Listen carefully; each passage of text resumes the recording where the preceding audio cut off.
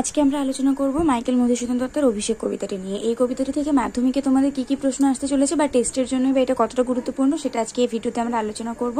তবে তার আগে তোমরা যদি চ্যানেলে নতুন হয়ে থাকো চ্যানেলটিকে সাবস্ক্রাইব করে পাশে থাকা বেল আইকন প্রেস করে দিও আর অল বাটনটা অন করে দাও যাতে আমি ভিডিও আপলোড করার সাথে সাথে তোমাদের কাছে নোটিফিকেশন চলে যায়। হ্যাঁ জানি অনেকেই ভাবছে যে অভিষেক অনেক কঠিন একটা কবিতা, এটাকে কি কোনোভাবে স্কিপ করা যাবে না, সেটা হয়তো তোমরা অনেকেই ভাবছো। এবার তোমাদেরকে যেটা বলার সেটা হচ্ছে আমাদের বইতে অনেকগুলো কবিতা রয়েছে, সেখান থেকে তোমরা একটা দুটো কবিতা স্কিপ করতেই পারো, কারণ তোমাদেরকে 4টে কবিতা থেকে প্রশ্ন দেওয়া হবে, সেখান থেকে জাস্ট দুটো কবিতা সিলেক্ট করে তোমাদেরকে উত্তর লিখতে হবে। একটা হচ্ছে 3 মার্কের জন্য আর একটা হচ্ছে 5 মার্কের জন্য। এবার আমরা আগে সাজেশন ক্লিয়ার করি, মানে সব চ্যাপ্টার থেকে কি কি প্রশ্ন ইম্পর্টেন্ট সেটা আগে আমি বলে দিই, তারপর না হয় আমরা এগুলো নিয়ে আলোচনা করব। একটা লাইভ ক্লাসের আয়োজন অনেকদিন ধরেই আমার দুজন স্টুডেন্ট বলছে যে একটা লাইভ ক্লাসের আয়োজন করা হোক, এবং আমি ঠিক করেছি যে একটা লাইভ ক্লাস ঠিক করব এবং সেখানে তোমাদেরকে আমি বলে দেবো কোন কোন চ্যাপ্টার তোমরা পড়বে আর কোন কোন চ্যাপ্টার তোমরা স্কিপ করতে পারো, ঠিক আছে? তো আজকে আমরা অভিষেক থেকে সাজেশনগুলো দেখে নিই। আর তোমরা যারা অভিষেক স্কিপ করতে চাইছো, যদি দেখছো যে অভিষেকের মধ্যে থেকে যে কোয়েশ্চেনগুলো আমি দিয়েছি সেখান থেকে কোনোটা তোমাদের সহজ লাগছে, তাহলে অবশ্যই তোমরা সেটা মুখস্থ করে রাখতে পারো। তো যদি তোমাদের হয়তো মাধ্যমিকে কমন চলে আসলো, তো চলো দেখে নিই যে অভিষেক থেকে মাধ্যমিকে কোন বছরে কি প্রশ্ন এসেছিল। অভিষেক থেকে 2017 সালে 3 মার্কের প্রশ্ন এসেছিল, 18 সালে 5 মার্কের, 19 সালে আবার কোনো প্রশ্ন আসেনি, 20 সালে আবার 5 মার্কের প্রশ্ন এসেছিল, 22 সালে আবার 3 মার্কের, 23 সালে আবার 5 মার্কের প্রশ্ন এসেছিল, 24 সালে কিন্তু মানে এই বছর যে পরীক্ষাটা হলো মাধ্যমিক সেখানে আবার কোনো রকম প্রশ্ন দেওয়া হয়নি অভিষেক থেকে। তো এবছর 2025 সালে ইম্পর্টেন্ট হচ্ছে অভিষেক, খুবই ইম্পর্টেন্ট একটা কবিতা। এবছর মাধ্যমিকে কিন্তু 2025 সালে অভিষেক থেকে প্রশ্ন থাকবে এবং তোমাদের 5 মার্ক এবং 3 মার্ক উভয়ই গুরুত্বপূর্ণ। এরকম কিন্তু কোনো মানে নেই যে 2023 সালে 5 মার্ক এসেছিল বলে 25 সালে তোমাদের 3 মার্কের প্রশ্ন দেবে, কারণ এখানে নিশ্চয়ই তোমরা এই ব্যাপারটা লক্ষ্য করতে পারছো যে 18 সালে 5 মার্ক এসেছিল, 19 সালে কোনো প্রশ্ন আসেনি, আবার 20 সালে হয়তো সবাই ভেবেছিল যে 3 মার্কের প্রশ্ন আসবে, কিন্তু সেখানে আবার রিপিট করে 5 মার্কের প্রশ্ন দিয়ে দেওয়া হয়েছে। তার জন্য 24 সালের প্রশ্ন আসেনি বলে 25 সালে যে তোমরা এটা ভেবে নেবে যে 3 মার্কের প্রশ্ন আসবে 5 মার্ক আসবে না, সেটা কিন্তু ভুল ধারণা। তাই তোমাদেরকে 5 মার্ক এবং 3 মার্ক দুটোই মুখস্থ করে রাখতে হবে, প্র্যাকটিস করতে হবে, কারণ এবছর অভিষেক কিন্তু তোমাদের জন্য খুবই গুরুত্বপূর্ণ একটা কবিতা। এবার যারা মনে করছে যে অভিষেকটা তোমাদের জন্য কঠিন হয়ে যাচ্ছে, মনে রাখতে পারছো না, তাদের জন্য আমি বলবো নেক্সট যে ক্লাসে আমি চ্যাপ্টার অ্যাটেন্ড করার যে বিশেষ যে ক্লাসটা আমি তোমাদেরকে করাবো সেখানে আমি তোমাদেরকে বলে দেবো যে অভিষেক তোমরা স্কিপ করতে পারবে কি পারবে না, ঠিক আছে? তো চলো আজকে আমরা দেখে নিই যে অভিষেক থেকে কি কি প্রশ্ন ইম্পর্টেন্ট আছে। প্রথম হচ্ছে সাল কোয়েশ্চেনগুলো আসবে। সাল কোয়েশ্চেন তো আমরা কোনোভাবে বাদ দিতে পারি না, বিগত বছরের প্রশ্ন আমাদের জন্য খুবই গুরুত্বপূর্ণ। 2017 সালে যে 3 মার্কের প্রশ্নটা এসেছিল সেটা হচ্ছে জিজ্ঞাসিলা মহাবাহু বিস্ময় মানিয়া, কাকে মহাবাহু বলা হয়েছে, তার বিষয়ের কারণ কি? এটা একটা ভীষণ গুরুত্বপূর্ণ ইম্পর্টেন্ট কোয়েশ্চেন। এটা কিন্তু আমি ম্যাক্সিমাম কোয়েশ্চেন ব্যাংকের ম্যাক্সিমাম স্কুলেই কিন্তু এই কোয়েশ্চেনটা পেয়েছি, আর যেহেতু 17 সালে লাস্ট এসেছিল কোয়েশ্চেনটা, তারপর থেকে একবারও রিপিট করা হয়নি, 8 বছর হয়ে গেছে। তো 8 বছরের বার মানে তোমাদের 2025 সালে কিন্তু এই প্রশ্নটা অত্যন্ত গুরুত্বপূর্ণ একটা প্রশ্ন, তাই এই কোশ্চেনটা কিন্তু ভালোভাবে মুখস্থ করো বা প্র্যাকটিস করো। 2 দাগে আছে নমিপুত্র পিতার চরণে করজোড়ে কহিলা, পিতা ও পুত্রের পরিচয় দাও, পাঠ্যাংশ অবলম্বনে পিতা ও পুত্রের কথোপকথন নিজের ভাষায় লেখো। এটা 5 মার্কের হয়েছিল, 2018 সালে এসেছিল, ঠিক আছে? এটাও কিন্তু তোমাদের 2025 সালের মাধ্যমিক এবং টেস্টের জন্য খুবই গুরুত্বপূর্ণ একটা প্রশ্ন, যেটা তোমাদেরকে প্র্যাকটিস করে রাখতে হবে। 3 দাগে আছে অভিষেক করিলা কুমারে, কুমারকে কবিতা অবলম্বনে কুমারের চরিত্র আলোচনা করো। এটা হচ্ছে একটা চরিত্রমূলক প্রশ্ন, যেটা 3 মার্কের এসেছিল, যেটা 5 মার্কের এসেছিল 2020 সালে। এটাও কিন্তু একটা খুবই গুরুত্বপূর্ণ প্রশ্ন, যেটা 5 বছর পর আবার রিপিট করতেই পারে। তো এই 17, 18, 20 এই 3 বছরে যে 3টে প্রশ্ন এসেছিল সেই 3টে প্রশ্ন আমি তোমাদেরকে দেখিয়ে দিলাম। এই 3টে প্রশ্ন তো তোমরা এমনিই করবে, বিগত বছরের প্রশ্ন খুব ইম্পর্টেন্ট হয় তার জন্য করবে। এবার আসছে আমার সাজেশনে। প্রথমেই যে প্রশ্নটা আমি রেখেছি সেটা হচ্ছে হ্যাঁ ধিক মোড়ে বক্তাকে তিনি কেন নিজেকে ধিক্কার জানিয়েছেন। ভীষণ ইম্পর্টেন্ট একটা প্রশ্ন আর খুবই সহজ একটা উত্তর হবে এটার, এবং এটা 3 মার্কের মতনই আসবে, ঠিক আছে? এই প্রশ্নটা কিন্তু কখনোই 5 মার্কের আসতে পারে না। তাই যদি তোমাদের মনে হয় যে এই প্রশ্নটা অত্যন্ত সহজ একটা প্রশ্ন, উত্তরটা সহজেই তোমাদের মনে থাকবে, তার জন্য তোমরা এই উত্তরটা মুখস্থ করে রাখতে পারো। 5 নম্বরে আছে খুবই গুরুত্বপূর্ণ, এটাও খুবই গুরুত্বপূর্ণ একটা প্রশ্ন। একবারও কিন্তু 2017 সাল থেকে 2024 সাল পর্যন্ত একবারও কিন্তু এই 8 বছরে এই প্রশ্নগুলো দেওয়া হয়নি, ঠিক আছে? আর এই প্রশ্নগুলো এতটাই গুরুত্বপূর্ণ যে এবার পর্ষদ অভিষেক থেকে যদি প্রশ্ন করেন তাহলে এই প্রশ্নগুলোর মধ্যেই প্রশ্ন দেবেন, এটা তোমরা নিশ্চিন্ত থাকতে পারো। তাহলে 5 দাগে আছে মায়াবী মানব সীতাপতি, সীতাপতিকে তাকে মায়াবী মানব বলা হয়েছে কেন? এটাও কিন্তু 3 মার্কের আসবে, এটাও কিন্তু 5 মার্কের মতো আসার কোনো প্রশ্ন নয়, এটা 3 মার্কের প্রশ্ন, মুখস্থ করতে হবে, খুবই সহজ একটা উত্তর হবে। এরপরে আছে এই অদ্ভুত বার্তা, কোন বার্তা তা কেন অদ্ভুত? এটাও 3 মার্কের প্রশ্ন, এগুলো কোনোভাবেই 5 মার্কের আসবে না, আর এত সুন্দর সহজ উত্তর হবে এগুলো যে তোমরা সহজেই মনে রাখতে পারবে। এরপর আছে বৃহন্নলারূপী কিরীটি। কিরীটিকে ইন্দ্রজিতের যুদ্ধের সজ্জা প্রসঙ্গে পৌরাণিক ঘটনাটি সংক্ষেপে লেখো। এটা একটু বড় প্রশ্ন আসতে পারে। এটা হয় তোমাদের 1+2 আসবে, নইলে 1+4 আসবে। 5 মার্কেরও আসতে পারে, 3 মার্কেরও আসতে পারে। ঠিক আছে, তো এটা আমার মতে তোমাদের 5 মার্কের মতো রেডি করে রাখা উচিত। যদি 3 মার্কের আসে তাহলে তোমরা ছোট করে লিখে আসতে পারবে, কিন্তু 3 মার্কের মতো যদি মুখস্থ করে যাও তাহলে 5 মার্কের চলে আসলে বাই চান্স তোমরা সেটাকে বড় করে লিখে আসতে পারবে না। তার জন্য 5 মার্কের মতো রেডি করো, তাহলে 3 মার্কের মতনও হয়ে থাকবে, 5 মার্কের মতনও হয়ে থাকবে। এটা একটা ইম্পর্টেন্ট কোয়েশ্চেন, খুবই ইম্পর্টেন্ট কোয়েশ্চেন। আমি অভিষেক থেকে যে প্রশ্নগুলো ছেকে ছেকে তুলেছি তোমাদের জন্য, সেগুলো কিন্তু তোমাদের জন্য ভীষণ ইম্পর্টেন্ট কোয়েশ্চেন। এগুলো তোমরা কোনোটাই স্কিপ করতে পারবে না। যদি তোমরা অভিষেক টার্গেট নিয়ে পরীক্ষা দিতে যাও, যদি তোমরা মনে করো যে অভিষেক তোমরা অ্যাটেন্ড করবে, তাহলে কিন্তু এই প্রশ্নগুলোই ভালো করে যাও। আমি তোমাদেরকে এটা গ্যারান্টি দিতে পারি যে সাজেশনে আমি যে প্রশ্নগুলো দিচ্ছি তার বাইরে আর একটা এক্সট্রা কোয়েশ্চেনও তোমাদের পড়ে যাওয়া লাগবে না। এটুকু ভরসা তোমরা রাখতে পারো। মাই টিউটোরিয়াল স্কিম থেকে যেগুলো সাজেশন দেওয়া হবে সেইগুলোর মধ্যে থেকেই মাধ্যমিকে সবসময় প্রশ্ন আসে। এরপর আসছে হাসিবে মেঘবাহন। মেঘবাহনকে তিনি হাসবেন কেন? এটা ভীষণ গুরুত্বপূর্ণ একটা প্রশ্ন, 3 মার্কের আসবে, 5 মার্কের নয়। এ মায়া পিত বুঝিতে না পারি। বক্তাকে তিনি কোন মায়া বুঝতে পারেনি? এটাও একটা গুরুত্বপূর্ণ প্রশ্ন। ঠিক আছে, এটা 3 মার্কের আসবে। নেক্সট আসছে সাজিছে রাবণ রাজা বীরমদে মাতি, রাবণ রাজার সজ্জার বিবরণ দাও। এটাও 3 মার্কের আসবে। তারপরে আছে তুমি রাক্ষসকুল ভরসা। তুমি কে? তাকে রাক্ষসকুল ভরসা বলা হয়েছে কেন? এটাও 3 মার্কের আসবে। ঘুচাবো ও অপবাদ বোধি রিপুকুলে। বক্তাকে তিনি কোন অপবাদ কিভাবে ঘোচাবেন? এটাও কিন্তু 3 মার্কের আসবে। এরপর আসছে সাজিলা রথীন্দ্রোৎসব। রথীন্দ্রোৎসবকে তিনি কেমন ভাবে সাজলেন? এটাও 3 মার্কের আসতে পারে। ঠিক আছে, তো এগুলো সব কিন্তু 3 মার্কের মতন করেই আসতে পারে। এবার অভিষেক থেকে আমার মনে হচ্ছে এবার 3 মার্কেরই প্রশ্ন আসবে, কিন্তু যে প্রশ্নগুলো আমি তোমাদেরকে বললাম এই প্রশ্নগুলো অত্যন্ত গুরুত্বপূর্ণ, আর এখান থেকে কিন্তু অভিষেক থেকে প্রশ্ন দেবে, এর বাইরে কিন্তু একটা প্রশ্ন দেবে না। তাই অভিষেক থেকে এই প্রশ্নগুলোই ভালো মতো মুখস্থ করে বা রেডি করে রেখে দাও, আর সাল প্রশ্ন কিন্তু রিপিট করতে পারে এবার। ঠিক আছে, তো অভিষেক থেকে এইগুলোই ছিল আমার সাজেশন। আশা করছি প্রশ্নগুলো তোমরা খুব সহজেই সহায়িকাতে খুঁজে পেয়ে যাবে, অথবা যদি খুঁজে না পাও আমাকে কমেন্ট করতে পারো যে এত দাগের প্রশ্নটা আমি খুঁজে পাইনি, তাহলে আমি সুন্দরভাবে তোমাদেরকে রেডি করে দেবো। আর অভিষেকের কিন্তু যে প্রশ্নগুলো আমি দিয়েছি সেগুলো কিন্তু একটুও কঠিন প্রশ্ন নয়, সেগুলো তোমাদের মনে রাখার মতো সহজ উত্তরই হবে। তাই তোমরা এই প্রশ্নগুলো অ্যাটেন্ড করতেই পারো। এরপরে আমরা কথা বলবো সিরাজউদ্দৌলা নিয়ে। আমি ভিডিওর প্রথমে তোমাদেরকে একটু ভুল বললাম যে আজকে আমরা শুধু অভিষেক নিয়ে আলোচনা করব। আমরা শুধু অভিষেক নিয়ে না, আমরা আজকে অভিষেক, সিরাজউদ্দৌলা এবং প্রলয়োল্লাস নিয়ে আলোচনা করব। একসাথে 3টে চ্যাপ্টার দেখিয়ে দেওয়াই ভালো। একটা করে ভিডিও বানানোর থেকে একসাথে একটা ভিডিওতে 3টে চ্যাপ্টার দেখিয়ে দেওয়াই ভালো। তো তোমরা যেরকম জানো সিরাজউদ্দৌলা আমাদের স্কিপ করার কোনো জায়গা থাকে না। প্রত্যেক বছরই মাধ্যমিকে বা টেস্টে আমাদের এটা থেকে 2টো প্রশ্ন থাকে, আর সেখান থেকে আমাদের একটা যে কোনো আনসার যে কোনো প্রশ্ন সিলেক্ট করে সেটার আনসার করতে হয়। এখান থেকে 4 মার্কের প্রশ্ন থাকে, সেটা 1+1+2তেও আসতে পারে, আবার 1+3তে আসতে পারে, আবার হচ্ছে তোমার 1+1+2তে বা ওই 1+1+1+1ও আসতে পারে।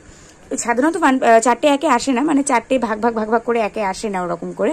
1+3 অথবা 1+1+2 এভাবেই আসে। তো চলো দেখে নিই যে সিরাজউদ্দৌলা থেকে আমাদের কি কি ইম্পর্টেন্ট আছে। এবার দেখো, যেহেতু সিরাজউদ্দৌলা থেকে প্রত্যেক বছর 2টো করে প্রশ্ন এসেছে, তার জন্য কিন্তু সিরাজউদ্দৌলা থেকে আমাদের অনেকগুলো প্রশ্ন ইম্পর্টেন্ট। ঠিক আছে, তবে সব প্রশ্ন করার দরকার নেই। বেশ কিছু প্রশ্ন যেগুলো আমার বেশি ইম্পর্টেন্ট মনে হয়েছে সেগুলো আমি তোমাদেরকে করতে বলবো। তো দেখো, সিরাজউদ্দৌলার প্রথমেই আমাদের যে প্রশ্নটা আসছে সেটা হচ্ছে সিরাজের চরিত্র, যেটা 2017 সালে এসেছিল। তারপরে কিন্তু একবারও এই প্রশ্নটা রিপিট হয়নি।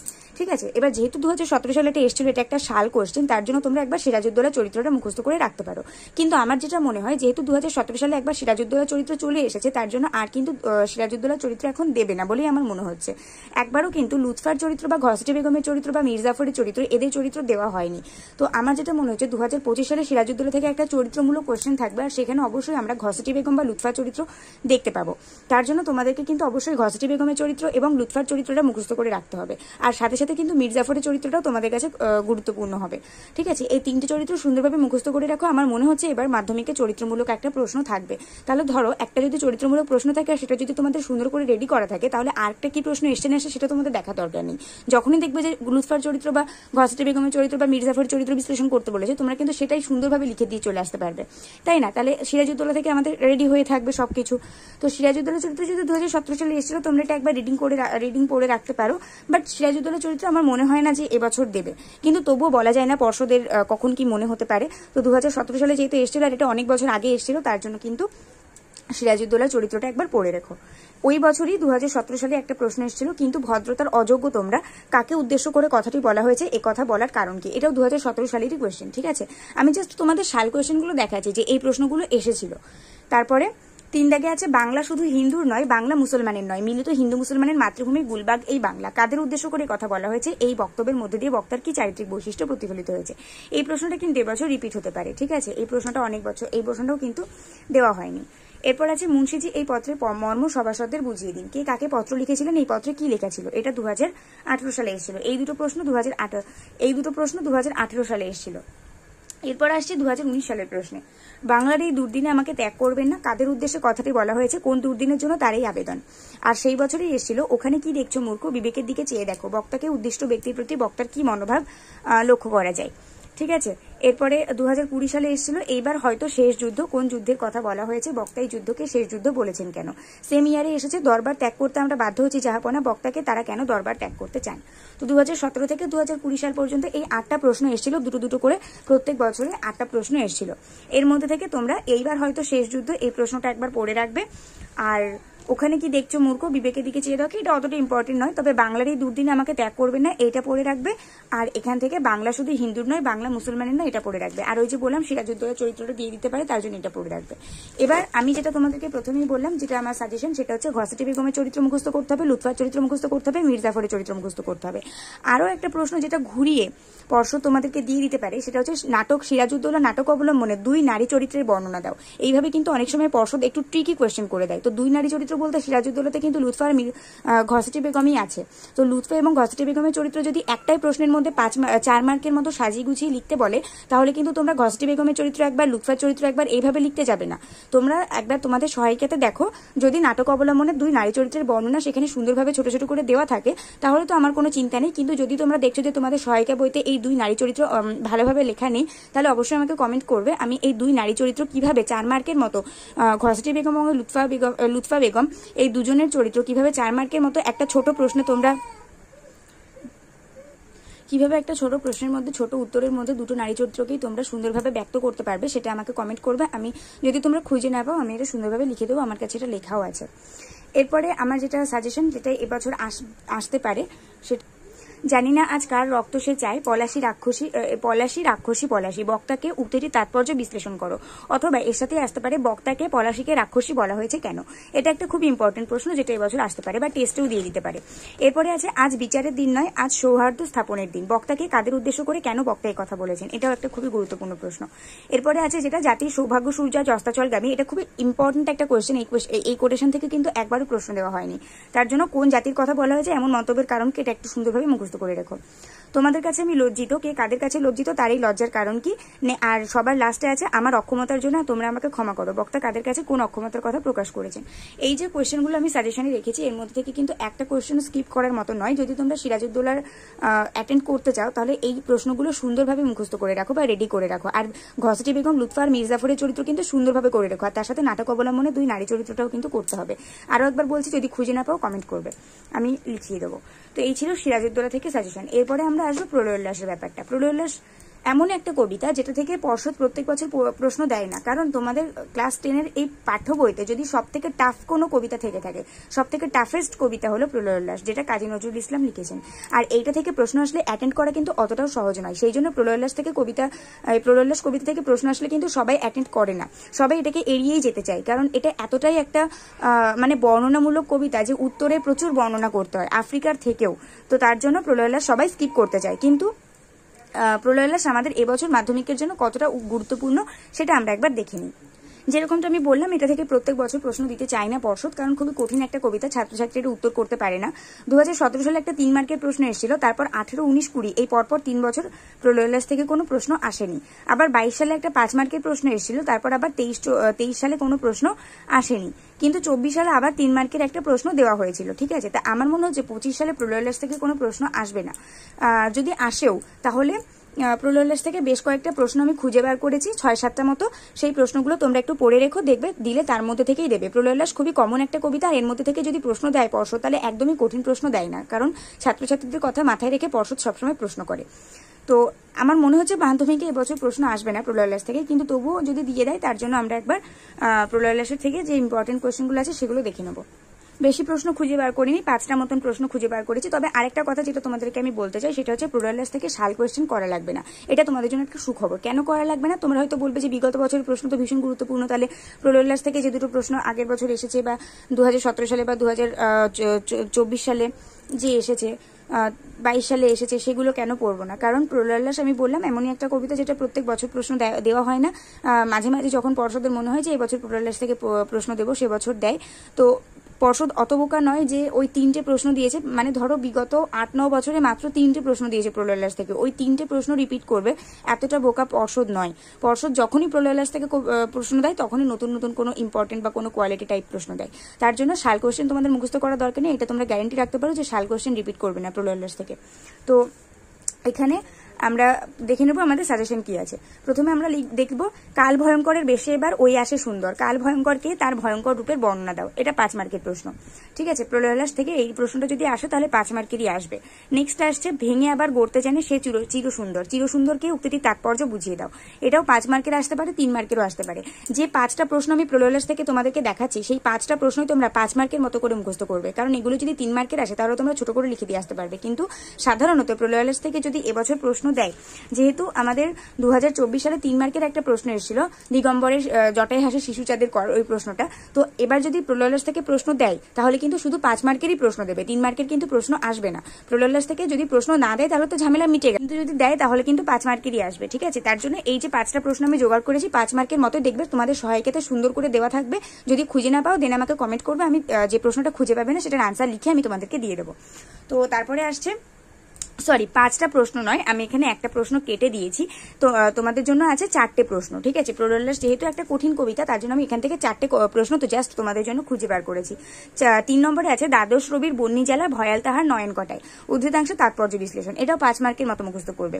আর সবার লাস্টে আছে আসছে নবীন জীবনহারা অসুন্দরে করতে ছেদন, এটা তাৎপর্য বিশ্লেষণ, এটা 2017 সালে এসেছিল। ঠিক আছে, এবার এটা না অনেক কোশ্চেন বাঞ্চে আমি অনেকবার দেখেছি যে এই প্রশ্নটা আছে, তো এরকমও হতে পারে পর্ষদ 2017 সাল যেহেতু অনেক বছর আগেকার একটা কোয়েশ্চেন তার জন্য হয়তো রিপিট করেও দিতে পারে। তার জন্য আমি শুধু একটা মাত্র সাল কোয়েশ্চেনে তোমাদের এখানে রেখেছি 2017 সালের এই কোয়েশ্চেনটা, যেটা তোমরা একবার পড়ে রাখতে পারো বা ভালোভাবে মুখস্থ করে রাখতে পারো। বাদ বাকি যে 3টে প্রশ্ন, দ্বাদশ রবির বন্যী জ্বালা ভয়াল তাহার নয়ন কটায়, ভেঙে আবার গড়তে জানে সে চির সুন্দর, আর এখানে আছে কাল ভয়ঙ্করের বেশি এবার ওই আসে সুন্দর। এই যে 3টে প্রশ্ন আমি সাজেশনে রেখেছি, এই 3টে কিন্তু অত্যন্ত গুরুত্বপূর্ণ প্রশ্ন। প্রলয়লাস থেকে যদি প্রশ্ন আসে এই 3টে প্রশ্নের মধ্যে থেকে যেখানে একটা প্রশ্নই দেবে। ঠিক আছে, তার জন্য প্রলয়লাস থেকে তোমাদের বেশি হেডেক নেওয়ার প্রয়োজন নেই। এমনিতেও এই প্রশ্নটা, এই কবিতাটা খুবই কঠিন একটা কবিতা। আর যেগুলো আমি বললাম অভিষেক, সিরাজউদ্দৌলা এবং প্রলয়লাস, যে 3টে চ্যাপ্টার থেকে আমি যে প্রশ্নগুলো বললাম ঠিক শুধুমাত্র সেই প্রশ্নগুলোই পড়বে। এর বাইরে আর যদি কেউ কিছু পড়তে পারে তাহলে সেগুলো পড়ার দরকার নেই, আর এর মধ্যে থেকেই প্রশ্ন হবে। ঠিক আছে, নেক্সট আমরা বাদ বাকি যে চ্যাপ্টারগুলো বাকি থাকছে সেগুলো নিয়ে আলোচনা করে নেবো। তারপর একটা লাইভ ক্লাসে কিভাবে প্রশ্ন অ্যাটেন্ড করতে হবে, কিভাবে কোন চ্যাপ্টার অ্যাটেন্ড করবে, কোন চ্যাপ্টার স্কিপ করবে, সেগুলো আমরা ডিটেলসে বলে দেবো। আজকে ভিডিও পর্যন্ত, ভিডিওটাতে লাইক করে দিও, বন্ধুদের সঙ্গে অনেক শেয়ার করে দিও, আর ভিডিওটা কেমন লাগলো কমেন্টে জানাতে ভুলো না। পরে ভিডিওতে দেখা হবে, ততক্ষণ পর্যন্ত সবাই ভালো থাকো, সুস্থ থাকো, মন দিয়ে পড়াশোনা করতে থাকো।